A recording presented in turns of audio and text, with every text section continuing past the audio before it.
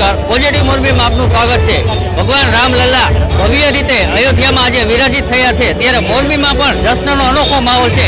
ત્યારે મોરબીના સેવાભાવી યુવાન અજય લોરિયા દ્વારા 2100 કિલો મીઠાઈ વિતરણ કરીને ભગવાનનો પ્રસાદ વિતરણ કરવામાં આવે છે। તો અજયભાઈ, આ કઈ રીતનો કાર્યક્રમ છે અને આ ખુશીના માહોલની અંદર કઈ રીતની મીઠાઈ અને આતશબાજીનો કાર્યક્રમ યોજવામાં આવ્યો છે? જય શ્રી રામ। આજ રોજ આજે હિન્દુસ્તાન માટે નહીં પણ આજે તમામ વિશ્વ માટે આજે ખરેખર ગર્વની વાત કહેવાય આજે કે રામલલ્લા જ્યારે આજે બિરાજતા હોય અયોધ્યામાં, તો આનાથી એક ખુશીની માહોલ ક્યારે હોય એમ।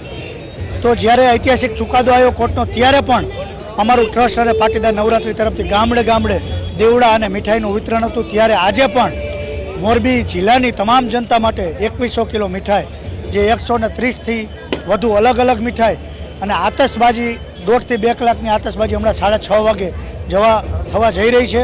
ત્યારે ખરેખર આ અનોખો માહોલ છે આજે હિન્દુસ્તાન માટે, અને મારા માટે નહીં પણ આખા દેશ માટે ગર્વની વાત છે। તો આ રીતે 2100 કિલો મીઠાઈની સાથે સાથે અજયભાઈ લોરિયા દ્વારા થોડીક ક્ષણની અંદર આતશબાજી પણ કરવામાં આવશે।